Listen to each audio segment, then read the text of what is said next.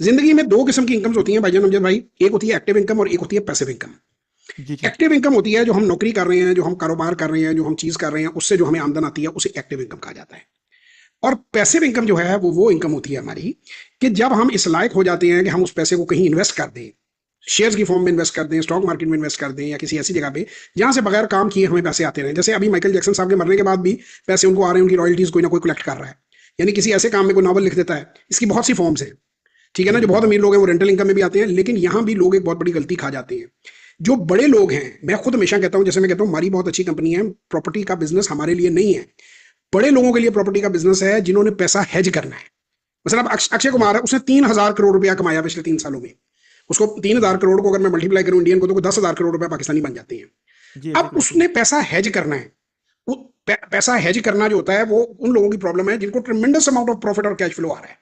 तो हेज करने के लिए वो क्या करते हैं, वो एक बिल्डिंग पूरा प्लाजा खड़ा कर देंगे, उस पर अगर 4% भी आ रहा है तो वो आ रहा है, चलो यार ठीक है, मेरा पैसा, मेरा नाम भी बन रहा है और मेरा पैसा पड़ा है, मैं कभी भी इसे घुमाकर दाएं बाएं इस्तेमाल कर लूंगा।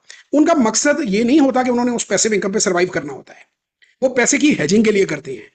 और बहुत ज्यादा इसमें से इन्वेस्टमेंट लोग स्टॉक मार्केट में करते हैं। जैसे शाहरुख खान साहब हैं, उनकी बहुत ज्यादा इन्वेस्टमेंट्स हैं, इंडिया की आलिया भट्ट की। मैं चूंकि इंडियन इन्वेस्टमेंट्स को भी फॉलो कर रहा होता हूँ, पढ़ रहा होता हूँ, शौक है मुझे, तो मैं अमेरिकन को भी फॉलो करता हूँ, इंडियन को भी करता हूँ, क्योंकि चाइनीज और जापानीज की लैंग्वेज हमें समझ नहीं आती और उनके मल्टीपल्स भी मुख्तलिफ हैं। लेकिन जो मैं जी जी। तीन लेवल की मसलन एबीसी कहूँ तो हमारी मार्केट सबसे छोटी है, 65-70 बिलियन डॉलर की मार्केट है। हमारे बाद फिर इंडिया बड़ी मार्केट है, फिर अमेरिका बहुत बड़ी मार्केट है।